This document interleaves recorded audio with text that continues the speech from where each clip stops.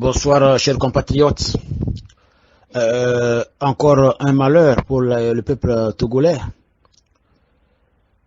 Hier, dans la préfecture de Tchamba, plus précisément à Kambolé, un gendarme du nom de Polar Wamborti, maréchal des logis, classe 2014, a sémé la terreur, la désolation, la tristesse dans les familles de Kambolé, plus précisément à Sakété. Alors, ce maréchal des logis, qui était en poste à Kambolé, était tellement dépassé. Dépassé parce que lorsqu'on nous racontait les circonstances dans lesquelles ce double crime est arrivé, il a lieu de se poser vraiment mille et une questions. Le maréchal des logis était en poste et qu'il y avait la musique de l'autre côté de la route dans une boutique. Ce dernier a donc traversé pour aller intimer l'ordre au boutiquier d'arrêter sa musique. Donc, dans cette boutique, il y avait un certain Katafila Yaya qui a dit non au gendarme. Ce gendarme n'a pas accepté. Il est revenu à son poste et a envoyé un de ses éléments, puisque lui il était le chef de poste. Il a envoyé un de ses éléments pour aller appeler les autres militaires qui sont à quelques mètres d'eux. Au moment où ces derniers arrivaient, ce maréchal des logis a déjà ouvert le feu sur le paisible citoyen Katafila Yaya. Il l'a battu froidement et lui-même, quand il s'est rendu compte de l'irréparable qu'il vient de causer, a donc tourné l'arme contre sa propre personne. Il a tiré dans sa poitrine. Donc, conséquence, 2 morts. Le couvre-feu qu'on veut encore reprendre n'a pas encore commencé, mais nous déplorons déjà 2 morts. Mais parmi ces 2 morts, c'est la mort de Katafila Yaya qui nous touche énormément, parce que ce monsieur n'a rien fait. Il n'a rien fait. Les militaires togolais pensent qu'ils ont le droit de vie et de mort sur nous, les autres citoyens, nous qui ne sommes pas des militaires. Donc, Katafila Yaya a eu la malchance de se retrouver à un endroit, à un mauvais endroit. À un mauvais endroit. Lorsqu'on voit la scène, comment ça s'est passé, on remarque que ce maréchal de logis avait ses problèmes, ne sachant pas quoi faire. Il a voulu chercher un bouc émissaire. Il a voulu chercher un bouc émissaire à qui il va plutôt attribuer sa mort. Lui qui est recruté en 2014, 6 ans seulement de fonction, il est déjà fatigué de son travail. Il est fatigué parce que lorsqu'on est là, on regarde les militaires, surtout lors des défilés, on se dit, ça c'est un bon métier. D'autres sont là, sont attirés par l'ambiance qui règne au sein de l'armée lors des fêtes d'indépendance ou bien, oui, bon, des défilés qu'ils ont toujours organisés. On se dit, ça c'est un bon travail. Mais quand tu t'approches, tu intègres le groupe, c'est là que tu découvres que là, ça c'est une malédiction, c'est l'enfer sur terre. Donc du coup, beaucoup, ne sachant plus quoi faire, sont obligés de se donner la mort. Chers compatriotes, vous vous souvenez, ça ne fait pas 1 an où on avait assisté, ou bien 1 an déjà, on a assisté au suicide dans l'armée.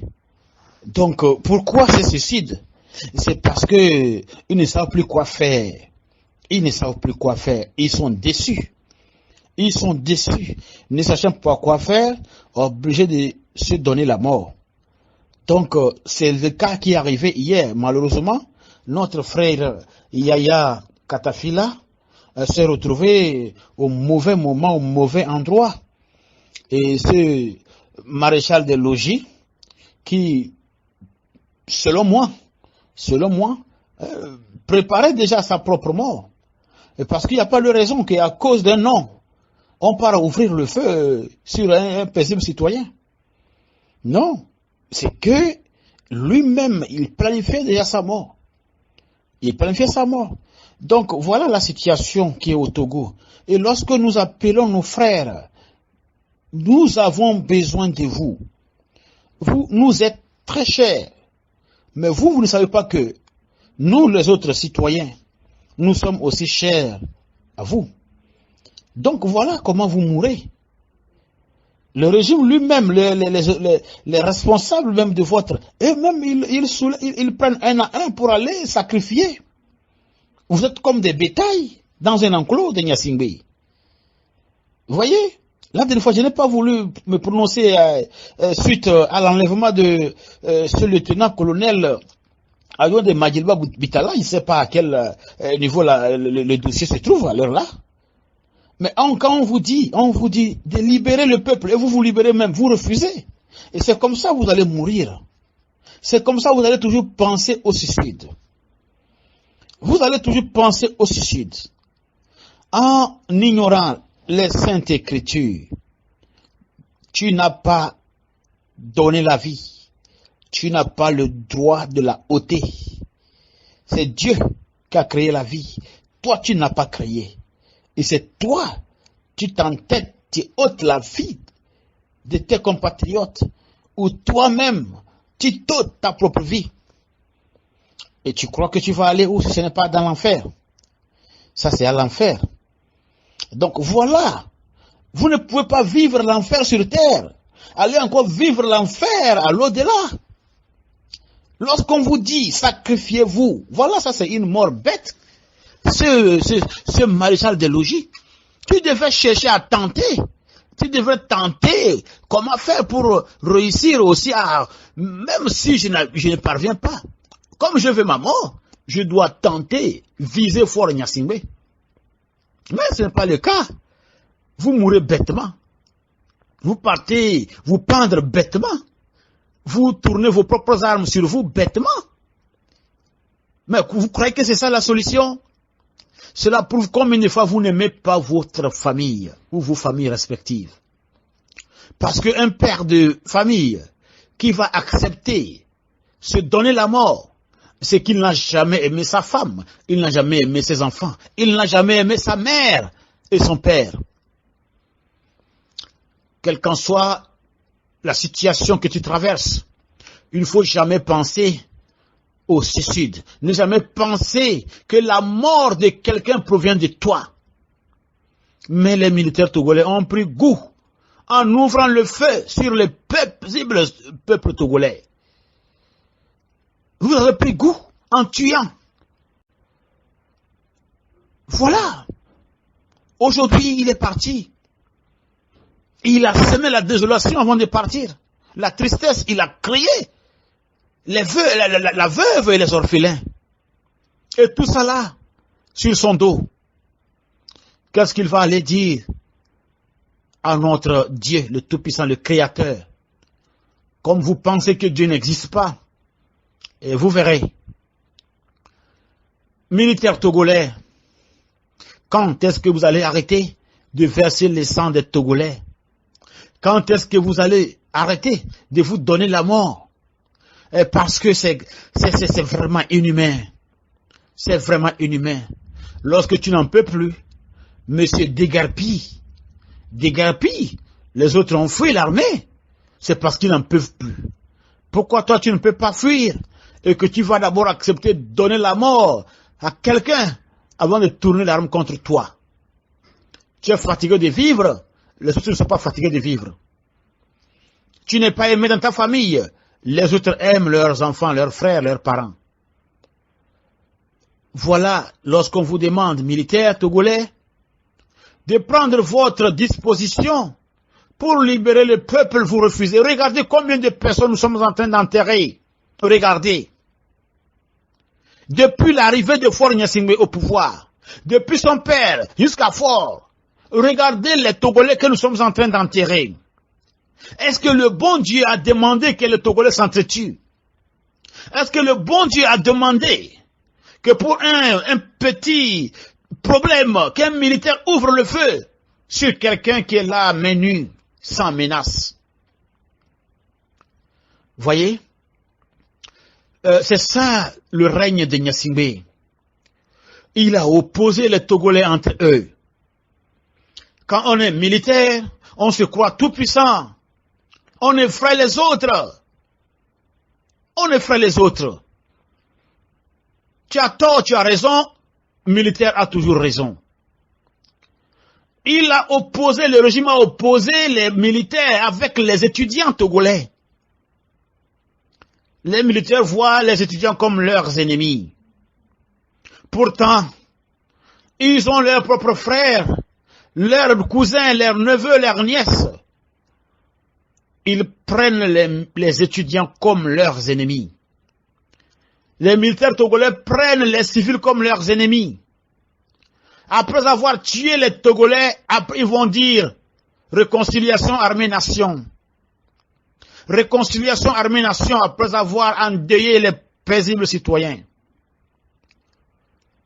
Togolais, Togolaises, militaires, officiers, soldats de rang, la balle est dans votre camp.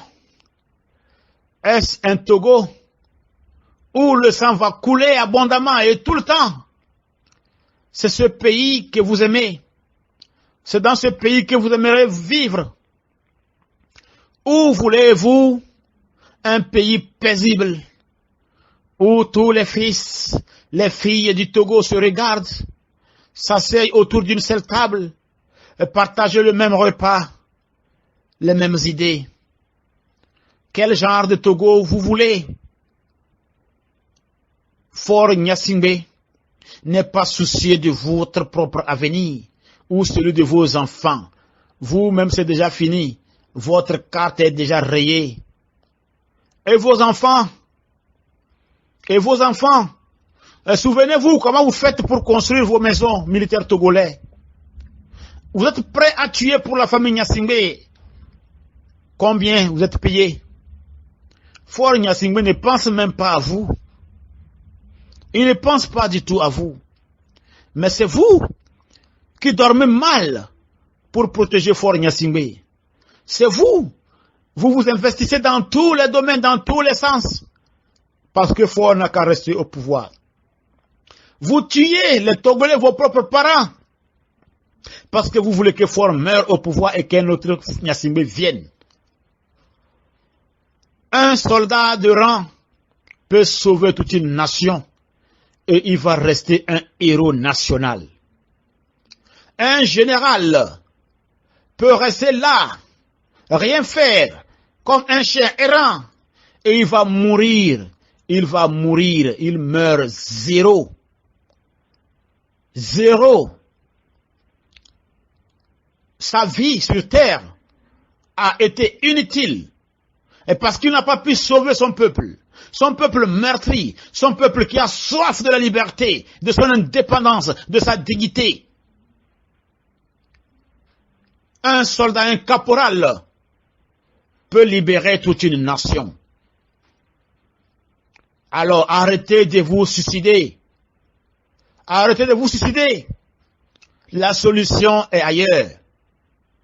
Si tu veux te donner la mort, va, rapproche-toi de Faure Gnassingbé et ouvre le feu sur lui. Là, tu as libéré ton peuple. Ton nom sera gravé dans la mémoire des Togolais et au monde entier. Tu t'es sacrifié pour la libération de ton peuple. Et tu es mort en tant que héros et non mourir zéro. Peuple togolais, j'ai toujours dit, à chaque fois, les militaires togolais nous tuent un à un, et nous nous enterrons et puis on vient rester, on attend encore à qui le prochain tour. Et vous vous souvenez ce qui amène la révolution en Tunisie? Vous vous souvenez, chers compatriotes? Ce n'était pas un militaire qui avait ouvert le feu, mais c'est un vendeur ambulant qui s'est fait brûler. Et voilà ce qui a amené, qui a chassé le président Ben Ali du pouvoir. Ce qui a amené le printemps arabe. Regardez combien de Togolais nous sommes en train d'enterrer, chers compatriotes.